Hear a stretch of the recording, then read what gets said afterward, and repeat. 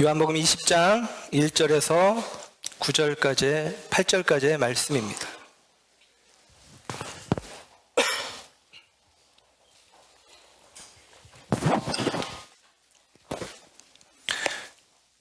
요한복음 20장 1절에서 8절의 말씀 함께 합독하겠습니다. 시작.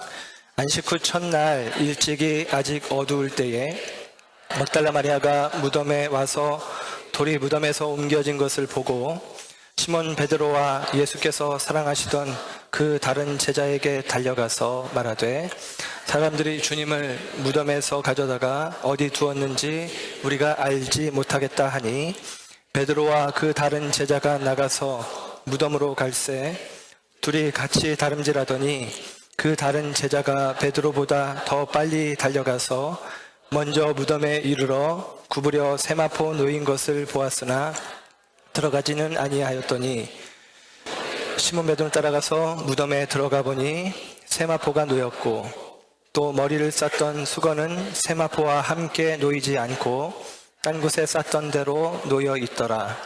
그때야 무덤에 먼저 갔던 그 다른 제자도 들어가 보고 믿더라. 아멘. 자리에 앉으십니다.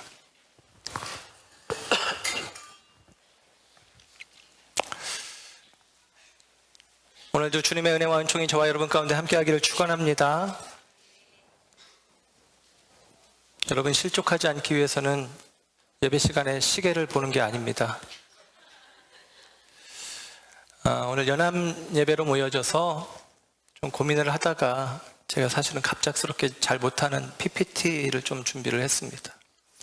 그런데 부탁을 했더니 이 포인터가 여러 개 있었는데 다 고장나고 다 없어지고 어제 마지막 게 고장났다라고 저에게 이야기를 해서 새로 구입을 해야 합니다. 기계는 고장나면 버리고 쓸 수 없지만 저와 여러분 가운데는 부활의 생명이 회복하시고 새롭게 하시고 온전케 세워가시는 은혜가 있는 줄 믿습니다. 이 아침에 이 은혜가 저와 여러분 가운데 충만하게 거하기를 소원합니다. 그래서 제가 이렇게 하기로 아이패드처럼 이렇게 하기로 이제 했습니다. 오늘 말씀의 제목은 세마포와 무덤입니다. 오늘 읽은 본문에 무덤이라는 단어는 7번이나 나와요. 그 사이사이에 세마포라는 단어가 3번 등장합니다. 이 의미를 오늘 좀 생각해 보려고 합니다. 정신을 안 차리는군요, 저 뒤에 사람들이. 네. 지난 15일에 프랑스 파리 노트르담 성당, 이 아름다운 성당, 사진으로 봐도 아름답죠? 여러분 배 아프라고 말씀드리지만 저는 직접 보았습니다. 근데 이 아름다운 성당이 아시는 것처럼 불에 탔습니다. 네. 이 성당은 노트르담 성당인데, 이 노트르담이라는 말은 성모 마리아라는 뜻이래요. 성모 마리아 성당인데, 이 성당은 굉장히 프랑스 사람들에게 중요한 성당입니다. 잔다르크라고 하는 여용사가 마녀로 취급받다가 명예회복 재판을 받았던 곳이 이곳이고, 나폴레옹을 비롯한 많은 황제들이 대관식을 거행하는 곳이 바로 이곳입니다. 그런데 이제 불에 탄 것이지요. 오늘 우리가 살피려고 하는 내용과 좀 연관되어지는 내용인데, 또 다른 중요한 의미의 성당이 있는데, 이 성당은 이탈리아에 있는 토리노 대성당입니다. 이 성당도 1997년도에 누전으로 화재가 일어났어요. 근데 이 성당이 화재가 일어났을 때 불이 이제 타게 되어지는데, 옛날 기사인데요. 이 성당에 소방관들이 들어가서 3중으로 되어 있는 유리벽을 깨고 물건 하나를 끌어안고 나왔습니다. 그게 뭐냐면 이른바 토리노 대성당에 있는 예수 그리스도의 성수의라고 하는 것입니다. 세마포 수의인데요. 여러분 그림이 잘 안 보이실 수 있겠지만 위에 있는 게 이제 원본이고 밑에 있는 것은 엑스레이 사진 기법으로 촬영을 한 것이에요. 촬영을 하고 났더니 사람 형상이 그 수위에 있는데 고난을 받은 흔적들이 그 수위에 그대로 이제 배어 있었던 것입니다. 1960년대에 프랑스의 한 잡지사에서 세계의 저명인사 100명에게 지구가 파멸될 때 가장 먼저 보존하고 반출시켜야 될 보물이 있다면 뭘까요? 라고 물었을 때에 1위로 뽑힌 게 바로 이것입니다. 그리고 2위는 밀로의 비너스상입니다. 밀로는 사람 이름이 아니고 밀로스라는 섬 이름인데 그 섬에서 발견되어진 비너스상, 아름다운 조각상이죠. 그것을 제치고 이 수위, 예수의 성수위가 1위가 되었어요. 이 성수위가 이태리 토리노 성당에 보관되어지는데 1572년부터입니다. 십자군 전쟁 때 터키에서 이게 발견되어서 그것을 빼앗아 와서 그들이 보관하고 있었던 것입니다. 1997년 화재가 일어나고 나서 화재 후에 사람들은 궁금함이 생겼어요. 더 이게 그렇게 소방관들이 목숨을 걸고 들어가서 다른 어떤 것도 아니고 그 안에 있는 명화, 조각품, 금, 은으로 만들어진 화려한 제기 그런 것들을 가져오지 않고 이 수위 하나 들고 나왔으니까요. 그러니까 세간의 관심이 더 되어지는데 그 과정 속에 이 교황청과 이 성당의 허가를 받고 과학자들이 검증을 하기 시작했습니다. 사실 그 이전에 검증했을 때는 예수님의 성의가 틀림없다 그런 이야기들이 나왔었는데 1997년 화재 이후에 1998년에 이른바 그 연대 측정법이죠. 방사선 탄소 연대 측정 실험을 하게 되어지는데 20명의 학자 정도가 다 비슷한 시기를 언급하는데 AD 1200년 후반대에서 1300년대라고 이야기를 합니다. 그러니까 이것은 한 700년 전의 유물인 것이죠. 그러니까 예수님과는 상관이 없는 것입니다. 그래서 실제로 교황청에서도 그리고 그 성당에서도 예수님의 성의가 아니다라고 이야기가 되었습니다. 폭 1m 13cm, 길이 3m 41cm의 수위, 그 수위의 사진을 잘 보면 이제 형상이 이렇게 나오는데요. 그 형상을 기초로 그 성당에는 이렇게 그림을, 예수님을 이렇게 시신을 짰다. 그래서 양쪽에서 이렇게 포갠 형상으로, 그래서 그것이 그대로 그 혈흔들이나 그런 것들이 배어서 나왔었다. 그렇게 이야기를 했었는데 실상은 예수님의 것이 아니다라는 것입니다. 그럼에도 아직까지도 많은 논쟁들이 있고, 또 3년 전에는 우리나라에도 이 성의의 이 사본을 천주교 서울대교구에서 전시를 하면서 이제 이야기를 하기도 했습니다. 그런데 이렇게 세간의 관심을 끌 만한 세마포, 2000년 전에 예수님의 죽으심을 장사 지내며 세마포로 덮어두었던 그 세마포가 있다면 참 놀라운 일 아니겠습니까? 놀라운 것일 텐데요.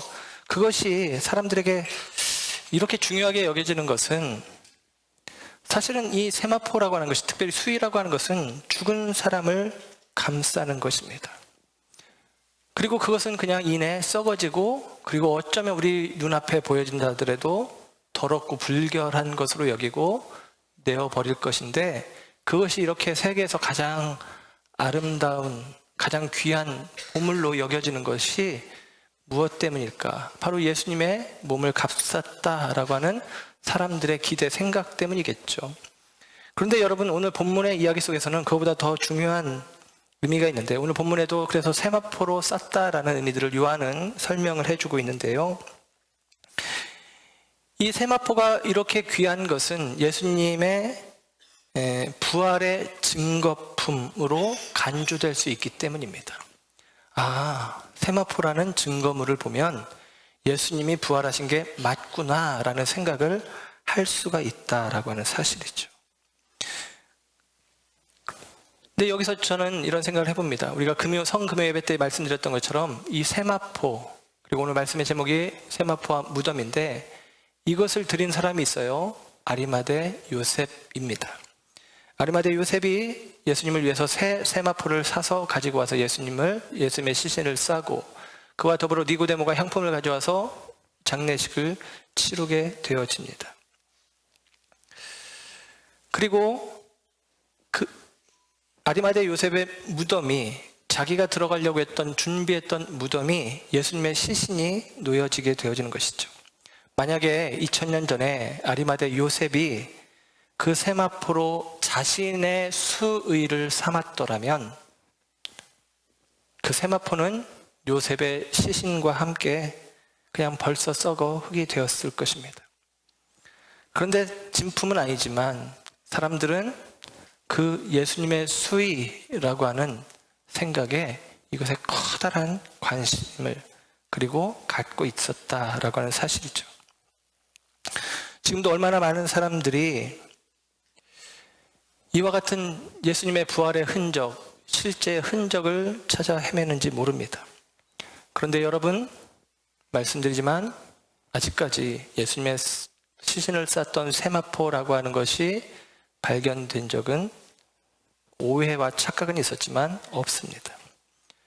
성지순례를 가면 골고다 언덕이라는 곳에 올라가면 그 커다란 성당을 지어놓고 그 성당 안에 예수님의 무덤이라고 해서 모형처럼 무덤을 만들어 놨어요. 그 안에 이제 들어가서 순례를 하는데요.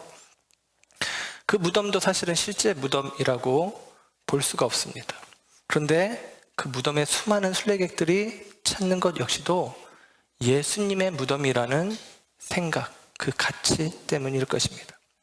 그러므로 여러분, 저와 여러분의 생애 속에서 우리가 가진 것이 아무리 값진 것이라 할지라도 그것이 내 자신의 것으로 쓰여질 때에는 결국에는 썩어지고 없어지고 사그라들 것이지만 우리 주님께 드려졌을 때에 그것은 가치 있고 의미 있고 복된 것으로 귀결되어진다라고 하는 사실입니다.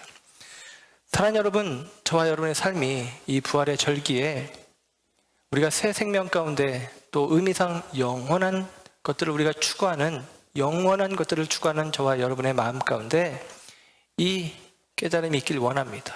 저와 여러분에게 속한 것이 우리 주님께 드려져서 내게 속하여 나와 함께 진토가 되어 사그라들이는 것이 아니라, 없어지는 것이 아니라 영원히 하나님 앞에 의미 있고 가치 있는 것들로 새겨질 수 있도록 그와 같이 주님께 헌신된 마음으로 서시기를 주님의 이름으로 축원합니다. 이스라엘의 일반적인 무덤은 이렇게 생겼어요. 그래서 우리 찬양에도 돌문을 굴렸다, 돌문이 굴렸네, 무덤이 비었네, 예를 들면 그런 찬양이 있죠. 이렇게 돌문이 있고 그리고 그 돌문을 굴려낼 수가 있습니다. 일반적으로 이스라엘의 무덤은 암석을 뚫은 인공 동굴이나 혹은 자연 동굴에 거기에 시신을 2구나 3구 정도를 넣어놓습니다. 그리고 그 시신이 부패하면, 우리식으로 표현하면 그 시신을 수습해서 항아리 같은 데 놓아서 담아서 다른 옆에 놓고 또 다른 주검이 가족 가운데 생기면 또 그 자리에 하는 거예요. 그래서 가족묘가 되어지는 것인데요. 그런데 여러분, 우리가 알고 있는 이스라엘의 묘지 그러면 이렇게 떠올립니다. 예를 들면 나사로가 무덤 가운데 나오라 예수님 말씀하시는 거라, 예수님이 무덤에서 살아나신 것이라. 그러나 이스라엘 무덤이 이런 무덤만 있는 것은 아니에요. 이런 무덤 말고도 이스라엘 무덤 가운데는 가난한 자들은 그냥 땅에 묻었어요. 가난하고 없는 사람들은 땅에 묻었던 것입니다. 더군다나 흉악한 범죄자, 예수님이 십자가에 달려 죽으셨는데 흉악한 범죄자나 저주받은 자들의 시체는 기드론 골짜기에 그냥 내어 던져버렸습니다. 그런데 이 아리마대 요셉을 통해서 이와 같은 무덤이, 사실은 부자들만 소유하고 있는 이 무덤이 예수님께 공급이 되어진 것입니다. 예수님의 시신이 이런 무덤에 안치되었다라고 하는 사실입니다. 그 당시에 이런 무덤을 가지고 있는 것은 여간 부자가 아닙니다. 성경의 말씀을 보면 이 아리마대 요셉이 부자라고 이야기를 하는데, 요한복음 19장 41절 42절의 말씀을 보면 예수께서 십자가에 못 박히신 곳에 동산이 있고 동산 안에 아직 사람을 장사한 일이 없는 새 무덤이 있는지라 그럽니다. 예수님이 십자가에 못 박힌 동산이 우리가 알고 있는 골고다 언덕인데, 골고다 언덕이라고 하는데 그게 예루살렘 그 성곽 안에 있어요. 성 안에 있는, 우리식으로 표현하면 서울 도성 안에 남산이 있는 것처럼 아주 작은 도성인데 그 안에 작은 언덕이 있는데 그 언덕에 무덤을 가지고 있다는 것입니다. 여러분, 성 밖에 일반적으로 무덤을 쓰는데 성 안에 무덤을 갖고 있다는 얘기는 그 무덤이 얼마나 가치 있는 무덤인지 몰라요. 굉장히 부자라는 사실을 알 수가 있습니다. 그런데 여러분, 그 부자 아리마대 요셉이 자기를 위해서 준비했던 무덤을 예수님께 내어드린 것이, 이게 놀라운 일이에요. 첫째는 하나님의 말씀이 성취되어지는 것입니다. 이사야서 53장 9절 말씀에 그는 강포를 행하지 아니하였고 그의 입에 거짓이 없었으나 그의 무덤이 악인들과 함께 있었으며 그가 죽은 후에 부자와 함께 있었도다. 그럽니다. 여러분, 그의 죽음이 강도들과 십자가 좌우편의 강도들, 그의 무덤이 부자의 무덤, 부자와 함께 장사되었다라는 표현을 써서 예수님의 시신이 이렇게 부자의 무덤에 있다라고 이야기를 하는 것입니다. 또 만약에 예수님은 갈릴리 사람이고 가난한 사람 아니었습니까? 예수님들 가난한 사람들과 함께 했던 분입니다. 그분의 생애를 이렇게 끌어와서 보면 다 얻어 쓴 거예요. 태어날 때 남의 구유에 가서 태어나고, 예수님이 사시면서도 다 다른 사람들의 도움을 받아 살아가시다가 예루살렘에 입성하실 때도 남의 낙이 끌어와서 있고, 예수님이 죽고 지금 장사 지내는 판에도 남의 무덤, 남의 수위에 예수님이 이제 자기의 몸을 싸고 그리고 돌아가시게 되어지는 것입니다. 그런데 여러분, 만약에 예수님께서 가난한 자의 일반적인 무덤처럼 땅에 그냥 묻어버렸다면 아마 이런 일들이 있겠죠. 예수님이 비천한 자들처럼 그 시신이 땅속에 매장되었더라면 오늘 본문 1절 2절에 막달라 마리아라는 여인이 예수님에게 향품을 바르러 오게 되어지는데 향품을 바르러 올 수가 없었을 것입니다. 막달라 마리아가 예수님에게 향품을 바르러 왔다라는 얘기는 돌문을 이렇게 굴릴 수 있고 그리고 그 무덤에 들어가서 시신의 조치를 취할 수 있는 상태이기 때문입니다. 근데 만약에 땅속에 그냥 묻혀 있다면 땅을 파고 시신을 꺼낼 수도 없는 것 아니겠어요? 그러니까 이것도 참 놀라운데, 그리고 그와 같은 과정 속에서 막달라 마리아가 부활의 첫 증인이 되어지는 것입니다. 그 여인이 예수님을 위해서 향품을 가지고 예수님의 시신에 바르려고 나아가는 예수님을 향한 변함없는 끝없는 사랑, 그 사랑을 인해서 막달라 마리아는 부활의 증인이 되어졌다라고 하는 사실입니다. 아까 보여드렸던 토리노의 수위, 그 수위는 사실이 아닙니다. 과학적으로 입증이 되었죠. 그러나 성경적으로도 그 수위가 사실이 아니라는 증거들이 조금은 나타나요. 말씀 가운데 보면, 여러분 글씨가 잘 안 보일 수도 있겠지만 요한복음에는 유대인의 장례법대로 장례식을 예수님을 치렀다라고 이야기를 합니다. 유대인의 장례법의 한 예로 성경에서 찾을 수 있는 것은 요한복음 11장에 있는 베다니에 있는 나사로야 나오너라 했던 나사로, 그 죽었던 나사로를 장례 치를 때에 나사로야 나오라 라고 예수님 말씀하셨을 때에 요한복음 11장 44절은 이렇게 기록을 해줘요. 죽은 자가 수족을 배로 동인 채로 나오는데 그 얼굴은 수건에 쌓였더라. 예수께서 이르시되 풀어놓아 다니게 하라 하시니라. 수건은 얼굴에 쌓였더라 그럽니다. 그래서 오늘 우리가 읽는 성경에도 말씀 가운데도 보면 오늘 본문 6절에는 세마포가 놓였고 7절에는 머리를 쌌던 수건이 따로 놓여 있었다라고 이야기를 합니다. 그러니까 시신을 감싸는 세마포, 우리를 염하는 것처럼 감싸는 게 있고 머리를 감싸는 게 따로 있었다라는 거예요. 근데 아까 그 토리노 수위 같은 경우는 머리부터 발끝까지 전신의 형상이 다 스캔되어져 나와서 사실이 아니구나, 말씀을 비춰보면 그렇게 생각해 볼 수도 있는 내용입니다. 그런데요, 여기서 이 세마포가 놓였다라고 6절에 이야기하는데, 이 세마포가 놓였다라고 하는 이 말이 헬라 원어로는 케이마이라는 말이에요. 이 말은 그냥 놓였다가 아니라 정돈되어 있다라는 뜻입니다. 그 다음에 수건, 얼굴을 감쌌던 수건, 그 수건이 다른 한켠에 있었는데 그 수건이 쌌던 대로 놓여 있더라, 그렇게 이야기합니다. 헬라 원어로는 엔틸리소라고 하는 말인데요, 이 말이 감싸다라는 뜻이에요. 감쌌다라는 의미입니다. 그런데 옛날 개역 한글 성경에는 이 말을 어떻게 번역이 됐었냐면 개켜 있었다라는 것입니다. 우리 빨래하고 나면 개잖아요. 빨래를 개서 이렇게 차곡차곡 썼는데 그런 것처럼 개켜 있었다라고 옛날 성경에는 기록되어서 사람들이 착각하기를 예수님이 혹은 천사들이 부활하시는 순간 시신을 다 이렇게 개어 놓았구나 라고 생각할 수 있지만, 원어적인 의미를 살려서 이야기한다면 그냥 그 모습 그대로, 쌌던 모습 그대로 있었다라는 것입니다. 여러분, 이것도 부활의 증거입니다. 예수님이 부활하시되 새 몸이 되신 것이죠. 여러분, 수의가 놓여 있고 그대로 정돈되어 놓여 있고 그 수건이 쌌던 그대로 있다는 얘기는 이걸 벗겨내거나 하는 작업이 아니라 그대로 그 시신이 그 수위에서 빠져나왔음을 상징해 주는 거예요. 실제로 요한복음 20장의 말씀 가운데 19절의 말씀을 보면 이렇게 기록이 되어 있어요. 요한복음 20장 19절, 이날 곧 안식 후 첫날 저녁 때에 제자들이 유대인들을 두려워하여 모인 곳의 문들을 닫았더니 예수께서 오사 가운데 서서 이르시되 너에게 평강이 있을지어다. 제자들에게 나타날 때에 문을 닫아놨는데 그 안에 예수님이 계시다는 거예요. 유령처럼 쑥 하고 들어오신 거죠. 그렇게 부활하신 몸이라는 사실이 확인이 되어지는 것입니다.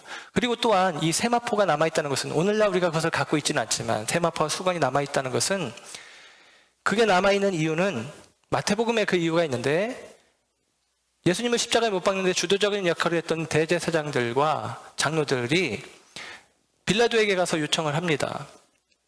그가 살아있을 때에, 예수가 살아있을 때에 사흘 만에 다시 살리라 라고 이야기했으니까 혹시 제자들이 그 시체를 훔쳐다가 숨겨놓고 예수가 부활했다 할지 모르니까 경비병을 시켜서 그 무덤을 지켜주십시오. 그랬더니 빌라도가 너희에게도 경비병이 있으니까 너희가 힘껏 지켜라. 그래서 힘껏 지켰다라는 이야기가 나와요. 여러분, 경비병이 지키고 있는데 만약에 제자들이 그들의 이야기처럼, 마태복음에는 그래서 성경이 이어지면서 어떻게 이야기를 하냐면